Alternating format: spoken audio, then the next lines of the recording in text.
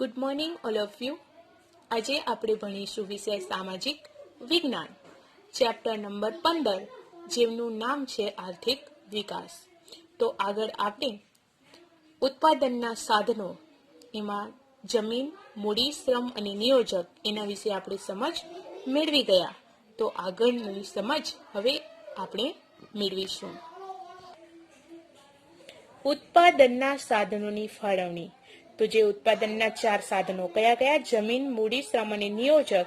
એ સાધનોની ફાળવણી કેવી રીતે કરવામાં આવે છે એના વિશે આપણે જોઈએ.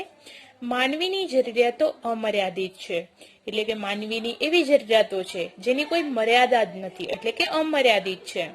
અને આ જરૂરિયાતો પૂરી કરવાના સાધનો મર્યાદિત છે. હવે એ જે માનવીની જરૂરિયાતો છે જે અમર્યાદિત છે, એટલે અઢળક છે. હવે આ જરૂરિયાતો પૂરી કરવાના સાધનો કેવા છે? મર્યાદિત પ્રમાણમાં છે. એટલે એની મર્યાદા છે. વિશ્વના કોઈ પણ દેશ પાસે અમર્યાદિત પ્રમાણમાં સાધનો ઉપલબ્ધ હોતા નથી. હવે વિશ્વના કોઈ પણ દેશ છે એ દેશ પાસે અમર્યાદિત પ્રમાણમાં સાધનો ઉપલબ્ધ હોતા નથી, એટલે કે એ કોઈ પણ દેશ પાસે મર્યાદિત સાધનો જ હોય છે પ્રમાણમાં. હવે માનવીની જરૂરિયાતો અમર્યાદિત હોય છે, તો એના પ્રમાણમાં એ સાધનો ઉપલબ્ધ હોતા નથી વિશ્વના કોઈ પણ દેશ હોય તો. ઉત્પાદનના સાધનોની હંમેશા અછત જ રહેવાની હોય છે. એટલે આપણે કહીએ કે ઉત્પાદનના જે સાધનો છે, જમીન, મૂડી, શ્રમ અને નિયોજક, એ સાધનોની હંમેશા અછત રહેવાની જ. પરિણામ સ્વરૂપે દરેક દેશ પોતાની પાસે જે મર્યાદિત સાધનો છે તેનો ઉપયોગ કેમ, ક્યાં અને કેટલા પ્રમાણમાં કરવો વગેરે પ્રશ્નો સાધનની ફાળવણીમાં ઉદ્ભવે છે.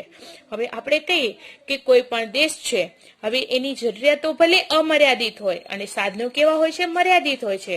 તો એ સાધનો છે એ મર્યાદિત પ્રમાણમાં હોય તો એનો ઉપયોગ કેવી રીતે કરવો, ક્યાં કરવો, કેટલા પ્રમાણમાં કરવો ને કેમ કરવો, એ પ્રશ્ન છે એ આપણે સાધનની ફાળવણીમાં આપણે ઉદ્ભવે છે, જેની ચર્ચા આપણે નીચે મુજબ કરીએ. પેલું છે અમર્યાદિત જરૂરિયાતો, એટલે કે જેની મર્યાદા નથી, એટલે અઢળક એવી જરૂરિયાતો. માનવીની જરૂરિયાતો અસંખ્ય, એટલે વધુ, ઘણી બધી, જેવી ગણી ન શકાય એટલી આપણે કહીએ અસંખ્ય. તો માનવીની જરૂરિયાતો અસંખ્ય છે અને અમર્યાદિત છે, એટલે કે એ જરૂરિયાતોની કોઈ મર્યાદા નથી, એટલી બધી જરૂરિયાતો છે. વળી એક જરૂરિયાતમાંથી બીજી અનેક જરૂરિયાતો ઉદ્ભવે છે. આપણે કહીએ કે કોઈ એક જરૂરિયાત પડે છે, તો એમાંથી અનેક એવી જરૂરિયાતો પણ માનવીને ઉદ્ભવે છે. ઘણી જરૂરિયાતો વારંવાર સંતોષવી પડે છે. એવી ઘણી જરૂરિયાતો હોય છે એને વારે ઘડીએ સંતોષવી પડે છે. તો કેટલીક જરૂરિયાતો છે એ વિજ્ઞાન અને ટેકનોલોજીના વિકાસને કારણે પણ ઉદ્ભવે છે. હવે એમાંની માનવીની કેટલીક જરૂરિયાતો એવી છે જે વિજ્ઞાન અને ટેકનોલોજીના વિકાસને કારણે એ ઉદ્ભવે છે. આમ અનેક કારણોસર જરૂરિયાતો છે એ અમર્યાદિત બની જાય છે. આમ અનેક કારણો એવા હોય છે કે માનવીની જરૂરિયાતો છે એ અમર્યાદિત બની જાય છે. આથી આ જરૂરિયાતો પૂરી કરવા માટે જરૂરિયાતોની પસંદગી કરવી પડે છે. હવે માણસને એ જરૂરિયાતો પૂરતા પ્રમાણમાં મળી રહે, એ જરૂરિયાતો પૂરી કરવા માટે અમુક એવી જરૂરિયાતો છે એની પસંદગી કરવી પડે છે. કોને? માનવીને. હવે બીજું છે જરૂરિયાતોમાં અગત્યાનુક્રમ, એટલે કે એ જરૂરિયાતો છે એને ક્રમ આપવામાં આવે છે, અગત્યનું ક્રમ.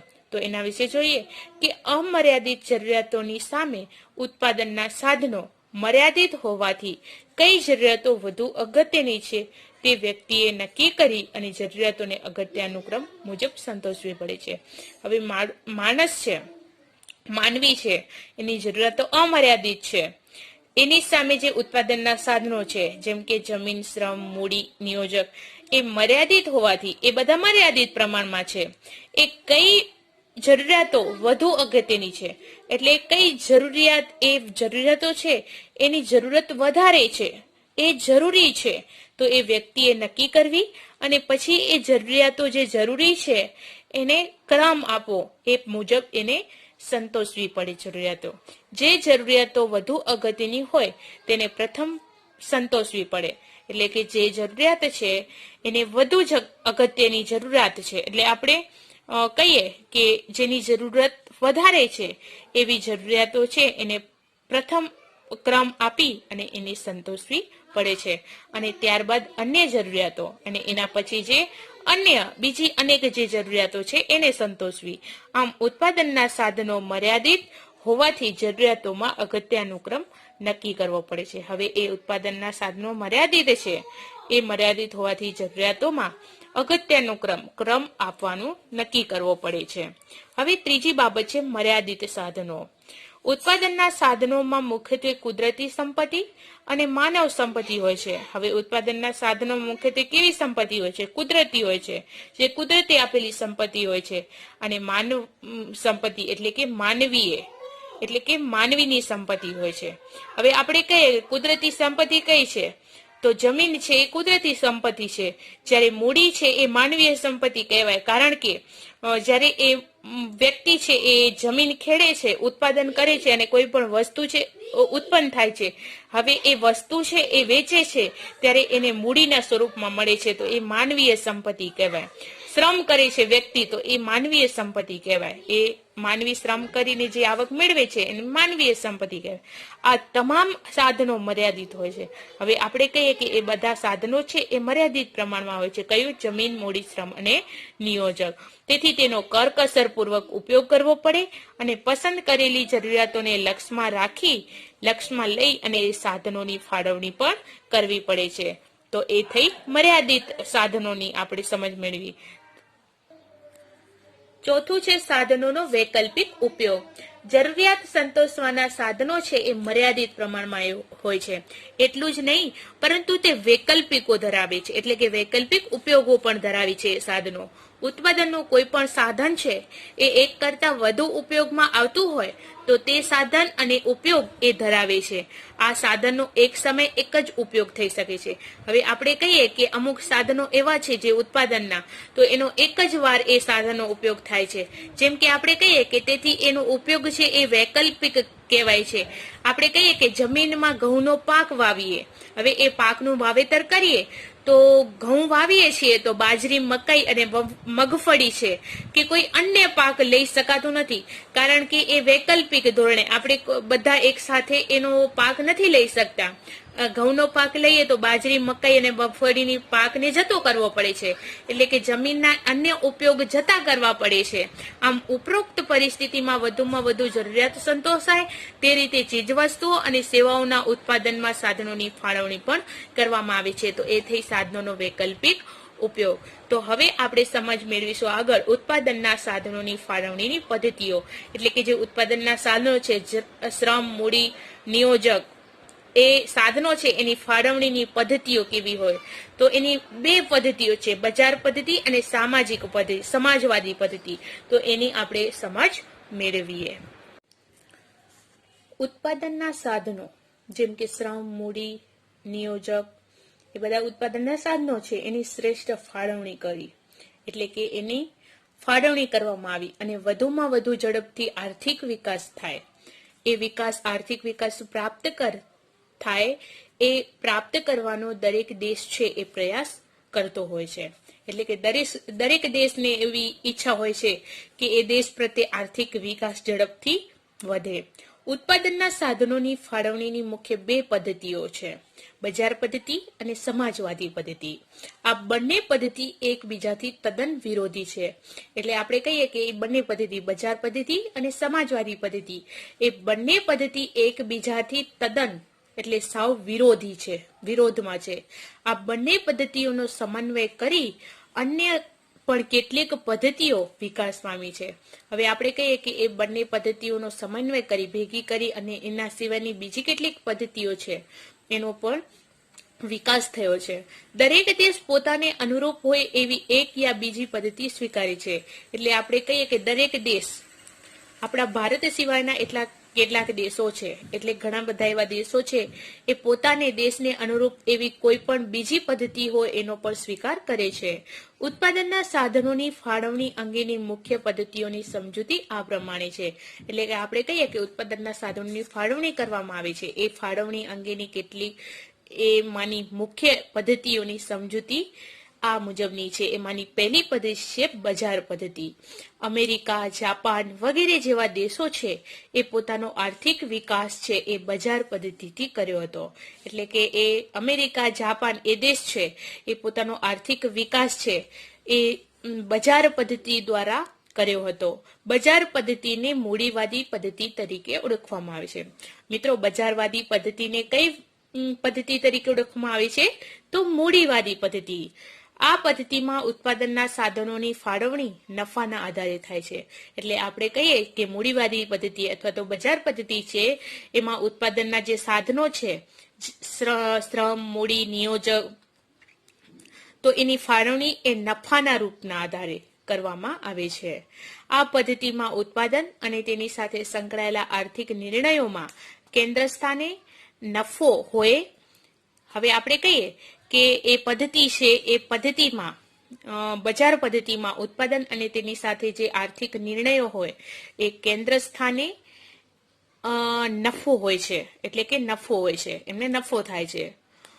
લોકોને જે વિવિધ ઉદ્યોગોમાં મૂડીરોકાણ કરવાનું નફાકારક જણાયું તેમાં તેઓ મૂડીરોકાણ કર્યું. હવે આપણે કહીએ કે કેટલાક લોકો છે વિવિધ ઉદ્યોગો એટલે અલગ અલગ જાતના જે ઉદ્યોગો છે એમાં મૂડીરોકાણ કરીને નફાકારક જણાય છે. એટલે કે મૂડીરોકાણ કરીએ તો નફો મળે એમ જાણવામાં આવ્યું છે લોકોને, તો તે મૂડીરોકાણ પણ કરે છે બજાર પદ્ધતિ દ્વારા. આ પદ્ધતિમાં બજાર તંત્ર સંપૂર્ણપણે મુક્ત હોય છે.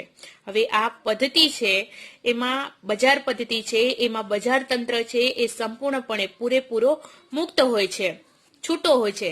સરકારની કોઈ ચોક્કસ આર્થિક નીતિ કે ભૂમિકા હોતી નથી. એટલે કે બજાર પદ્ધતિમાં સરકારની ચોક્કસ જે આર્થિક નીતિઓ હોય છે અથવા તો એનો ફાળો છે એ હોતો નથી. બજાર પદ્ધતિનું સરકાર ક્ષેત્રે બજાર તંત્રમાં સ્પર્ધાનું તત્વ અનોખી કામગીરી બજાવે છે. હરીફાઈયુક્ત બજારમાં મહત્તમ નફો મેળવવા કાર્યક્ષમતા વધુને વધુ ઊંચી લઈ જવી પડે છે. આ પ્રક્રિયાને કારણે અનેક સંશોધનો થાય છે અને ઉત્પાદનની નવી પદ્ધતિ શોધાય છે જેના દ્વારા ઉત્પાદન મહત્તમ થાય છે. આના લીધે દેશનો આર્થિક વિકાસ ઝડપથી થાય છે. હવે આપણે કહીએ કે કોઈ બજાર તંત્ર હોય તો એમાં સ્પર્ધાઓની અને અનોખી અલગ કામગીરી બજાવે છે. કોઈ પણ હરીફાઈ કરવામાં આવે બજાર ક્ષેત્રે તો એના પ્રત્યે મહત્તમ નફો મેળવવો હોય તો એની કાર્યક્ષમતાને, એ કામોને, એ જે એની કામ કરવાની જે ક્ષમતા છે એને વધુ ને વધુ ઊંચે લઈ જવી પડે છે. અને અનેક એ જે પ્રક્રિયાઓ થાય છે એના કારણે અનેક નવા સંશોધનો પણ થાય છે. હવે એ ઉત્પાદનની નવી જે પદ્ધતિઓ શોધાય છે જેના દ્વારા ઉત્પાદન મહત્તમ થાય છે અને આના લીધે દેશનો આર્થિક વિકાસ છે એ ઝડપથી વધી જાય છે. આમ બજાર પદ્ધતિમાં સ્પર્ધા કે હરીફાઈનું તત્વ અદ્રશ્ય હાથની જેમ સમગ્ર બજાર પર નિયંત્રણ રાખે છે. આ પદ્ધતિમાં રાજ્યનો હસ્તક્ષેપ ન હોવાથી આ પદ્ધતિને મુક્ત અર્થતંત્ર તરીકે પણ ઓળખવામાં આવે છે. એટલે કે આ પદ્ધતિ એવી છે કે આપણે કહીએ કે એ પદ્ધતિમાં જે રાજ્યનો હસ્તક્ષેપ એટલે કે એના હાથના કોઈ લખાણ કે એવું કોઈ હોતું નથી. એ પદ્ધતિ મુક્ત રીતે લખવામાં આવે છે એટલે એને મુક્ત અર્થતંત્ર તરીકે પણ ઓળખવામાં આવે છે. કઈ પદ્ધતિને? બજાર પદ્ધતિને. તો હવે બજાર પદ્ધતિના આપણે જોઈએ લક્ષણો. એમાંનું પહેલું લક્ષણ છે ઉત્પાદનના સાધનો છે એ સાધનોની માલિકી છે એ વ્યક્તિગત કે ખાનગી હોય છે. હવે જે ઉત્પાદનના સાધનો કેવા હોય છે તો એ માલિકી શ્રમ, મૂડી, જમીન, શ્રમ, મૂડી અને નિયોજક એ ઉત્પાદનના સાધનો છે એની માલિકી છે એ માલિક પોતે વ્યક્તિ છે એ એક જ હોય છે અથવા તો ખાનગી રીતે હોય છે. કોઈ સરકાર આધારિત હોતો નથી. પ્રાઇવેટ આપણે કહીએ એ સ્પેશિયલ એક જ વ્યક્તિ છે એ પોતાની માલિકી ધરાવે છે. બીજું છે બજાર પદ્ધતિમાં આર્થિક પ્રવૃત્તિના કેન્દ્રમાં નફો હોય છે. એટલે કે બજાર પદ્ધતિમાં આર્થિક ક્ષેત્રે કોઈ પણ પ્રવૃત્તિ થાય તો એ કેન્દ્રમાં એક આર્થિક પ્રવૃત્તિના કેન્દ્રમાં નફાકારક હોય છે. આ પદ્ધતિ ગ્રાહકોને પસંદગી કરવાની વિશાળ તક મળે છે. એટલે કે આ પદ્ધતિ દ્વારા ગ્રાહકો પોતાની પસંદગી એ કરી શકે છે અને એને પસંદગી કરવાની મોટી તકો પણ મળે છે. પછી ચોથી છે સરકારનો હસ્તક્ષેપ બજારમાં હોતો નથી. આપણે કહીએ કે કોઈ પણ કાગળ કે લખાણ કોઈ સરકાર હસ્તક નથી હોતો એ બજારમાં, એ ફાયદાકારક છે, એનું લક્ષણ છે. ઉત્પાદનના સાધનોની ફાળવણી નફા આધારિત થાય છે. હવે જે ઉત્પાદનના સાધનો છે એની ફાળવણી જ્યારે કરવામાં આવે છે તો એ નફો થાય છે એના આધારિત થાય છે. આર્થિક નિર્ણયો ભાવતંત્રને આધારે લેવાય છે. હવે કોઈ પણ આર્થિક નિર્ણયો લેવામાં આવે તો જે વસ્તુ પાછળના ભાવ હોય એ ભાવતંત્રને આધારે લેવામાં આવે છે. તો આટલા 6 છે એ બજાર પદ્ધતિના લક્ષણો છે. હવે જોઈએ બજાર પદ્ધતિ દ્વારા કયા કયા લાભો થાય છે. તો પહેલું છે કે બજાર પદ્ધતિમાં વ્યક્તિનું આર્થિક સ્વાતંત્ર્ય જળવાઈ રહે છે. હવે બજાર પદ્ધતિનો અંદર વ્યક્તિ પોતે છે એ આર્થિક ક્ષેત્રે એટલે કે પૈસા ટકાની રીતે સ્વતંત્ર રીતે રહી શકે છે. ઉત્પાદનના સાધનોનો મહત્તમ અને કાર્યક્ષમ ઉપયોગ થાય છે. હવે ઉત્પાદનના જે સાધનો છે જમીન, મૂડી, શ્રમ, નિયોજક એનો મહત્તમ પ્રમાણમાં અને કાર્યક્ષમ રીતે ઉપયોગ થઈ શકે છે. પછી ત્રીજું છે મહત્તમ ઉત્પાદન હાંસલ કરી શકાય છે. આપણે જોઈએ એટલું મહત્તમ ઉત્પાદન જે મેળવી શકાય છે, હાંસલ કરી શકાય છે. ચોથું છે અર્થતંત્રમાં સતત નવા સંશોધનો થતા રહે છે જેના કારણે આર્થિક વિકાસની ગતિ મળે છે. હવે આપણે કહીએ કે અર્થતંત્ર છે આપણું તો એ સતત એ અર્થતંત્રમાં નવા નવા સંશોધનો થતા હોય છે, શોધો થતી હોય છે જેના કારણે આર્થિક વિકાસ છે એની ગતિ એટલે કે એ આર્થિક વિકાસ છે એ ઝડપથી વધે છે. પાંચમું છે સ્પર્ધાને કારણે વસ્તુની ગુણવત્તા શ્રેષ્ઠ બની જાય છે. હવે કોઈ પણ સ્પર્ધાઓ થતી હોય બજાર ક્ષેત્ર દ્વારા તો એને કારણે વસ્તુની જે ગુણવત્તા છે એનો આપણે કહીએ કે એ વસ્તુ પાછળના આવક ભાવ હોય એ આપણને વધુ મળતા હોય તો એ શ્રેષ્ઠ બને છે. પછી છે બજાર પદ્ધતિની મર્યાદાઓ એટલે કે કઈ કઈ ખામીઓ છે તો એના વિશે સમજ મેળવીએ. બજાર પદ્ધતિના અનેક લાભો હોવા છતાં તે સંપૂર્ણ નથી. એમાં કેટલીક ખામીઓ કે તેની મર્યાદાઓ પર છે તે મુજબ નીચે મુજબ છે.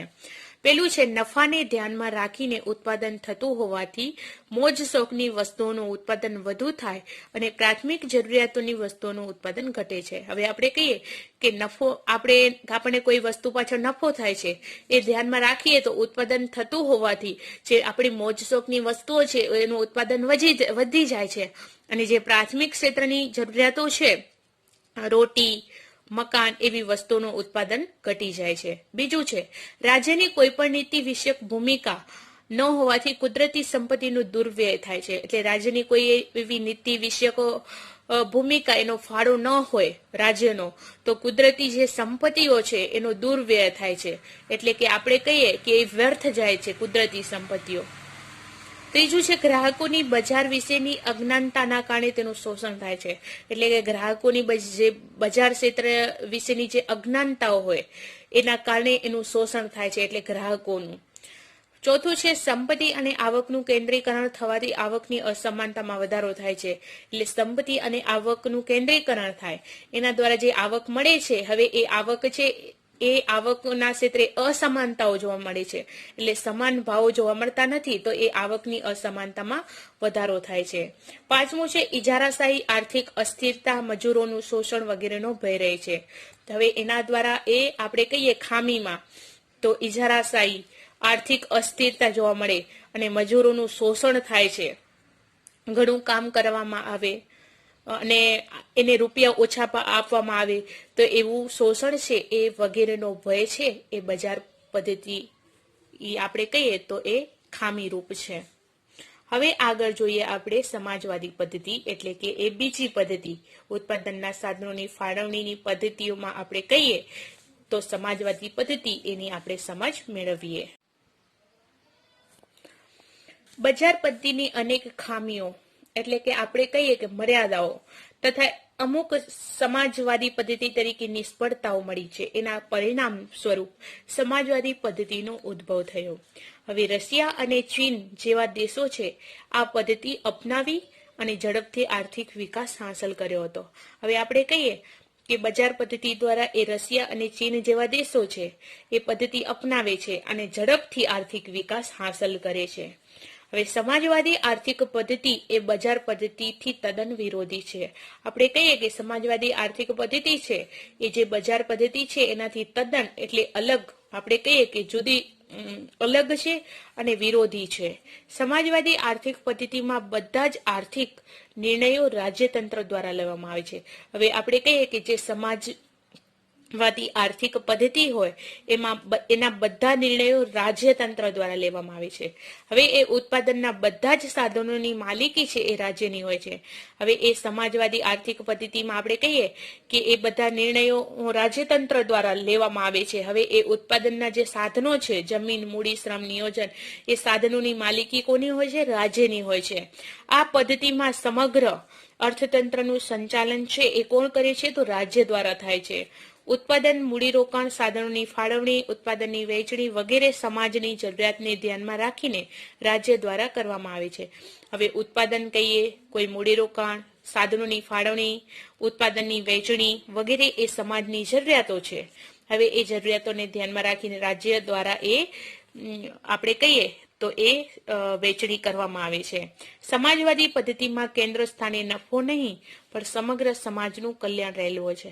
હવે આપણે કહીએ કે સમાજવાદી પદ્ધતિ છે એમાં કેન્દ્ર સ્થાને નફાને નથી ધ્યાનમાં લેવાતું, પરંતુ એ સમગ્ર સમાજનું કલ્યાણ રહેલું હોય છે. એમાં સમાજવાદી પદ્ધતિમાં ચીજવસ્તુઓનું ઉત્પાદન અને ભાવો રાજ્ય દ્વારા નક્કી થાય છે. હવે આપણે કહીએ કે કોઈ પણ ચીજવસ્તુઓ છે અને એ ચીજવસ્તુ પછાડના ભાવો છે એ રાજ્ય છે એ નક્કી કરે છે. રાજ્યોને નક્કી કરાયેલા ઉત્પાદનના જે લક્ષ્યાંકો છે એને સિદ્ધ કરવાની જવાબદારી કોની હોય છે? રાજ્ય સંચાલિત કારખાનાઓની હોય છે. હવે ખેતી પણ રાજ્યની માલિકીની હોય છે. આપણે કહીએ કે સમાજવાદી પદ્ધતિ દ્વારા જે પણ ખેતી કરવામાં આવે છે એ ખેતી છે એ રાજ્યની માલિકીની હોય છે. શ્રમિકોને તેમની ક્ષમતા મુજબ વેતન આપવામાં આવે છે. હવે આપણે કહીએ કે ખેતી પણ રાજ્યની માલિકીની હોય તો જે એમાં કામ કરતા શ્રમિકો હોય એની ક્ષમતા મુજબ વેતન એટલે પગાર એ રાજ્ય દ્વારા આપવામાં આવે છે અને તે મુજબ કામ લેવામાં આવે છે અને તે દ્વારા જે પ્રમાણે વેતન પૈસા આપવામાં આવે એ પ્રમાણે એમની પાસેથી કામ કરાવવામાં આવે. હવે જોઈએ સમાજવાદી પદ્ધતિના લક્ષણો. એમાંનું પહેલું છે કે ઉત્પાદનના સાધનોની માલિકી રાજ્યની હોય છે. હવે જે ઉત્પાદન થાય છે એ ઉત્પાદનના સાધનોની માલિકી કોની હોય છે? રાજ્યની હોય છે. બીજું છે અર્થતંત્રમાં બધા જ આર્થિક નિર્ણયો રાજ્ય દ્વારા લેવામાં આવે છે. હવે આપણે કહીએ કે અર્થતંત્ર છે એમાં બધા જ જે આર્થિક નિર્ણયો લેવામાં આવે છે, પૈસાની દ્રષ્ટિએ કોઈ પણ નિર્ણયો એવા લેવામાં આવે તો એ રાજ્ય લે છે. ત્રીજું છે આર્થિક પ્રવૃત્તિના કેન્દ્રમાં નફો નથી પરંતુ સમાજનું હિત રહેલું હોય છે. ચોથું છે શ્રમિકોને કામના બદલામાં વેતન ચૂકવવામાં આવે છે. એટલે કે શ્રમિકો જે કામ કરે છે એ કામ કરે છે એના બદલામાં કેટલું પગાર આપવું, આપણે કહીએ પૈસા આપવા, એ ચૂકવવામાં આવે છે. હવે જોઈએ સમાજવાદી પદ્ધતિના લાભો. એટલે સમાજવાદી પદ્ધતિ દ્વારા કયા કયા લાભો થાય છે? તો પેલું છે કે સમાજની જરૂરિયાત મુજબ ઉત્પાદન થવાથી બિનજરૂરી કે મોજ શોખની વસ્તુઓનું ઉત્પાદન થતું નથી. હવે આપણે કહીએ કે સમાજની એવી જરૂરિયાતો મુજબનું ઉત્પાદન થાય છે, બિનજરૂરી કે મોજ શોખની વસ્તુઓનું ઉત્પાદન નથી થતું. જે આપણી જરૂરિયાતની ઉત્પાદન થવાથી જ એ વસ્તુઓ છે એ મોજ શોખની મળી રહે છે. બીજું છે આ પદ્ધતિમાં ઉત્પાદનના નિર્ણય રાજ્ય દ્વારા લેવાતા હોવાથી કુદરતી સંપત્તિનો દુર્વ્યય થતો નથી. એટલે આપણે કહીએ કે આ સમાજવાદી પદ્ધતિ છે તો એ ઉત્પાદનના જે નિર્ણયો રાજ્ય દ્વારા લેવાય છે તો એના દ્વારા એ કુદરતી કોઈ સંપત્તિ હોય એનો દુર્વ્યય એટલે કે આપણે કહીએ કે એનો ઉપયોગ નિષ્ફળ જતો નથી. ત્રીજું છે આવક અને સંપત્તિની અસમાનતા દૂર થાય છે. હવે આવક અને સંપત્તિ ક્ષેત્રે જે અસમાનતાઓ જોવા મળે છે એ દૂર થઈ જાય છે સમાજવાદી પદ્ધતિ દ્વારા. ચોથું છે ગ્રાહકોનું શોષણ થતું નથી. એટલે આપણે કહીએ કે બજાર પદ્ધતિમાં ગ્રાહકોનું શોષણ થતું હતું, જ્યારે આ સમાજવાદી પદ્ધતિમાં જે ગ્રાહકો છે એનું શોષણ થતું નથી. પછી છે સમાજવાદી પદ્ધતિની મર્યાદાઓ એટલે કે ખામીઓ કઈ કઈ છે? તો સમાન વહેંચણી અને સામાજિક કલ્યાણના ઉમદા ધ્યેય સાથે અમલમાં આવેલી સમાજવાદી પદ્ધતિમાં પણ કેટલીક ખામીઓ છે જે નીચે મુજબ છે. હવે પહેલી છે કે ઉત્પાદનના સાધનોની માલિકી રાજ્યની હોવાથી ઉત્પાદન વધારવા માટે પ્રોત્સાહન મળતું નથી. હવે આપણે કહીએ કે એની મર્યાદા, સમાજવાદી પદ્ધતિની મર્યાદા પહેલી કઈ છે? તો ઉત્પાદનના સાધનોની માલિકી છે એ રાજ્યની હોય છે. હવે એ ઉત્પાદન વધારવા માટે પ્રોત્સાહન મળતું નથી. હવે એ ઉત્પાદન વધારવું હોય તો એના માટે પ્રોત્સાહન, માર્ગદર્શન આપવામાં આવતું નથી, મળતું નથી. એની મર્યાદા છે. બીજું છે સ્પર્ધા કે હરીફાઈના અભાવના કારણે કોઈ પણ ક્ષેત્રે હરીફાઈ થતી હોય તો એ હરીફાઈનો અભાવ હોય એના કારણે અર્થતંત્રમાં સંશોધનને વેગ મળતો નથી. એટલે અર્થતંત્રમાં સંશોધન ક્ષેત્રે એ વેગ આપવામાં આવતો નથી. ત્રીજું છે, આ પદ્ધતિમાં વ્યક્તિગત સ્વાતંત્ર્ય જળવાતું નથી. હવે આપણે કહીએ કે સમાજવાદી પદ્ધતિ છે એમાં વ્યક્તિ સ્વતંત્ર નથી રહી શકતો, એ વ્યક્તિગત જે સ્વતંત્રતા છે એ જળવાતી નથી. ચોથું છે, રાજ્યના સંપૂર્ણ હસ્તક્ષેપના કારણે અમલદારશાહીનો ભય ઉભો થાય છે.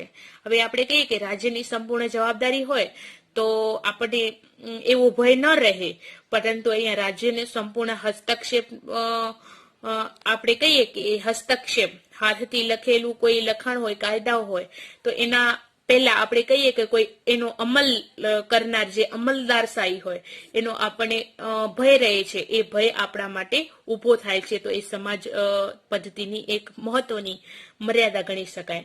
હવે જોઈએ આગળ મિશ્ર અર્થતંત્ર, એટલે કે બધું ભેગું અર્થતંત્ર કેવું હોય છે. બજાર પદ્ધતિ અને સમાજવાદી પદ્ધતિની કેટલીક મર્યાદાઓના કારણે બંને પદ્ધતિઓની કેટલીક સારી બાબતોનું સુમેળ સાધી અને મધ્યમ માર્ગ તરીકે મિશ્ર અર્થતંત્રની પદ્ધતિ અસ્તિત્વમાં આવી. હવે મિત્રો આપણે કહીએ કે બજાર પદ્ધતિ અને સમાજવાદી પદ્ધતિ એ બે પદ્ધતિઓ છે, એની કેટલીક મર્યાદાઓ છે. એ મર્યાદાઓના કારણે બંને પદ્ધતિઓ, એટલે કઈ પદ્ધતિઓ, બજાર પદ્ધતિ અને સમાજવાદી પદ્ધતિઓની કેટલીક સારી એવી બાબતોનો સુમેળ સાધી, એટલે કે એના ભેગા રહી, એટલે એ બે ભેગી હોય અને મધ્યમ માર્ગ તરીકે, એટલે વચ્ચેના જગ્યા તરીકે મિશ્ર અર્થતંત્ર છે એની પદ્ધતિ છે એ અસ્તિત્વમાં આવી. એટલે વચ્ચે, બંનેના વચ્ચે, બજાર પદ્ધતિ અને સમાજવાદી પદ્ધતિની વચ્ચે મધ્યમ માર્ગ તરીકે મિશ્ર અર્થતંત્ર પદ્ધતિ આવી, અસ્તિત્વમાં આવી. હવે મિશ્ર અર્થતંત્ર એટલે એવી આર્થિક પદ્ધતિ કે જેમાં જાહેર અને ખાનગી ક્ષેત્રનું સહ અસ્તિત્વ હોય અને આ બંને ક્ષેત્રો એકબીજાના હરીફ નહીં પરંતુ પૂરક બનીને કામ કરતા હોય. હવે આપણે કહીએ કે મિશ્ર અર્થતંત્ર કોને કહેવાય, તો આપણે કહીએ કે મિશ્ર અર્થતંત્ર એટલે એવી આર્થિક પદ્ધતિ કે જેમાં જાહેર અને ખાનગી, એટલે આપણે કહીએ કે જાહેર પદ્ધતિ અને ખાનગી ક્ષેત્ર, ખાનગી એટલે આપણે કહીએ ને પ્રાઇવેટ ક્ષેત્રનું સહ અસ્તિત્વ હોય અને આ બંને ક્ષેત્રો છે, કયા ક્ષેત્રો, જાહેર અને ખાનગી ક્ષેત્રો, એ એકબીજાના હરીફ નથી હોતા. એટલે આપણે કહીએ ને કે બંને સાથે હોય છે પરંતુ પૂરક બનીને બંને ભેગા મળીને કામ કરતા હોય. કયા ક્ષેત્ર, જાહેર અને ખાનગી ક્ષેત્ર. આ પદ્ધતિમાં ખાનગી વિભાગમાં ખેતી, હવે આ પદ્ધતિમાં કયા વિભાગમાં શું શું આવે, તો એ પદ્ધતિમાં ખાનગી વિભાગમાં કઈ બાબતો આવે, તો ખેતી, વ્યાપાર, નાના વપરાશી માલના ઉદ્યોગો વગેરેની માલિકી વ્યક્તિગત કે ખાનગી હોય છે. એટલે આપણે કહીએ કે એ ખાનગી વિભાગમાં ખેતી હોય, વેપાર હોય, નાના વપરાશી માલના એવા ઉદ્યોગો હોય, એ બધાની માલિકી છે એ વ્યક્તિગત અથવા તો ખાનગી હોય છે. જ્યારે ભારે ઉદ્યોગો, સંરક્ષણ સામગ્રીના કારખાના, રેલવે, વીજળી, રસ્તાઓ, સિંચાઈ વગેરે પાયાના એવા ચાવીરૂપ ક્ષેત્રો છે એ માલિકી છે એ રાજ્યની હોય છે. આ પદ્ધતિમાં બજારો સંપૂર્ણપણે સ્વતંત્ર હોતા નથી. હવે આ પદ્ધતિ છે મિશ્ર અર્થતંત્ર, એમાં બજારો સંપૂર્ણપણે સ્વતંત્ર નથી હોતા. સરકાર દ્વારા જુદી જુદી રીતે અંકુશો મુકાતા હોય છે, એટલે કે એ બધું સરકાર, આપણે કહીએ ને, અંકુશમાં મૂકે છે. જેમ કે સમાજમાં અનિચ્છનીય વસ્તુઓનું ઉત્પાદન થતું અટકાવવા તેના પર રાજ્ય દ્વારા ઊંચા કરવેરા નાખવામાં આવે. જેમ કે આપણે કહીએ કે સમાજમાં જે ઈચ્છનીય ન હોય એવી વસ્તુનું જો ઉત્પાદન થતું હોય, અનિચ્છનીય એવી વસ્તુનું ઉત્પાદન થાય, હવે એ થતું હોય એને અટકાવવા માટે રાજ્ય એના ઉપર શું કરશે, કરવેરા નાખશે. તો એવી રીતે પછાત વિસ્તારોમાં જે ઉદ્યોગો હશે એ સ્થાપવા માટે રાજ્ય દ્વારા સબસિડી, કરવેરામાં રાહત વગેરે જેવા પ્રોત્સાહનો આપવામાં આવે છે. આમ મિશ્ર અર્થતંત્ર એક એવી આર્થિક પદ્ધતિ છે કે જેમાં આર્થિક નિર્ણયોની પ્રક્રિયામાં આર્થિક આયોજનને મુખ્ય સ્થાન આપવામાં આવે છે. તે માટે ખાનગી અને જાહેર સાહસોનું સહઅસ્તિત્વ સ્વીકારવામાં આવે છે. આપણે કહીએ કે મિશ્ર અર્થતંત્ર એવી આર્થિક પદ્ધતિ છે જેમાં આર્થિક નિર્ણયોની પ્રક્રિયામાં આર્થિક આયોજનને મુખ્ય સ્થાન આપવામાં આવે અને ખાનગી અને જાહેર સાહસોનું સહઅસ્તિત્વ સ્વીકારવામાં આવે છે. આ પદ્ધતિમાં અંકુશો કે કોઈ પણ નિયંત્રણો હોવાથી નિયંત્રિત આર્થિક પદ્ધતિ તરીકે પણ ઓળખવામાં આવે છે. ભારત, ફ્રાન્સ વગેરે દેશોમાં મિશ્ર અર્થતંત્ર જોવા મળે છે. હવે મિશ્ર અર્થતંત્ર કયા દેશોમાં જોવા મળે છે, તો ભારત, ફ્રાન્સ એ વગેરે દેશોમાં. આર્થિક નિર્ણયો અને ઉત્પાદનના સાધનોની ફાળવણી માટે બજાર પદ્ધતિ, સમાજવાદી પદ્ધતિ અને મિશ્ર અર્થતંત્રનો અભ્યાસ આપણે કર્યો. એટલે આપણે કહીએ કે આર્થિક નિર્ણયો અને ઉત્પાદનના સાધનોની ફાળવણી, આના ઉપરાંત બજાર પદ્ધતિ, સમાજવાદી પદ્ધતિ અને મિશ્ર પદ્ધતિ, અર્થતંત્રની એવી પદ્ધતિ, એનો આપણે અભ્યાસ કર્યો. પરંતુ આજે વિશ્વના કોઈ પણ દેશોમાં સંપૂર્ણપણે બજાર પદ્ધતિ કે 100% સમાજવાદી પદ્ધતિ અમલમાં નથી. આપણે કહીએ કે વિશ્વના કોઈ પણ એવા દેશો છે એમાં સંપૂર્ણપણે બજાર પદ્ધતિ કે 100% સમાજવાદી પદ્ધતિ નથી. એટલે કે આપણે કહીએ કે પૂરેપૂરી બજાર પદ્ધતિ નથી અને 100% સમાજવાદી પદ્ધતિ પણ નથી. એટલે કે એ અમલમાં મૂકી નથી અથવા તો અમલમાં નથી. બંને પદ્ધતિઓ પોતાનું વિશિષ્ટ સ્વરૂપ ગુમાવી મિશ્ર અર્થતંત્રમાં ભળી ગઈ. હવે આપણે કહીએ કે એ બંને પદ્ધતિઓ, કઈ પદ્ધતિ? તો આપણે કહીએ કે બજાર પદ્ધતિ અને સમાજવાદી પદ્ધતિ, એ બંને પદ્ધતિઓ પોતાનું અલગ અલગ સ્વરૂપ ગુમાવી બેઠી અને પછી એ મિશ્ર અર્થતંત્રમાં પોતે પડી ગઈ છે. બજાર પદ્ધતિમાં આજે આયોજન અને રાજ્યનું નિયંત્રણ જોવા મળે છે. હવે આપણે કહીએ કે બજાર પદ્ધતિ છે, આમ એનું આયોજન અને રાજ્યનું જે નિયંત્રણ છે એ જોવા મળે છે, જ્યારે સમાજવાદી પદ્ધતિમાં પણ આર્થિક છૂટછાટો અને આર્થિક ઉદારતાની અસર જોવા મળે છે. પરંતુ મિશ્ર અર્થતંત્રમાં પણ ખામીઓ જોવા મળે છે, જેવી કે આર્થિક અસ્થિરતા, સંકલનનો અભાવ, આર્થિક નીતિઓમાં અસાતત્યતા, આર્થિક વિકાસનો એવો નીચો દર વગેરે મર્યાદાઓ મિશ્ર અર્થતંત્રમાં પણ જોવા મળે છે. હવે આપણે કહીએ કે મિશ્ર અર્થતંત્રમાં પણ ઘણી ખામીઓ જોવા મળે છે. કયા કયા ક્ષેત્રે? તો આર્થિક અસ્થિરતાના કારણે સંકલનનો અભાવ એટલે ખામીઓ જોવા મળે છે. આર્થિક નીતિઓમાં અસાતત્યતા એટલે કે સાતત્યતા જોવા નથી મળતી. શેમાં? તો આર્થિક નીતિઓમાં. પછી આર્થિક વિકાસ જે થાય છે એનો નીચો દર હોવાના કારણે એવી ઘણી બધી મર્યાદાઓ હોય છે જે મિશ્ર અર્થતંત્રમાં પણ જોવા મળે છે. તો અહીંયા આ પાઠ છે એ પૂરું થાય છે. આર્થિક વિકાસ. Thank you.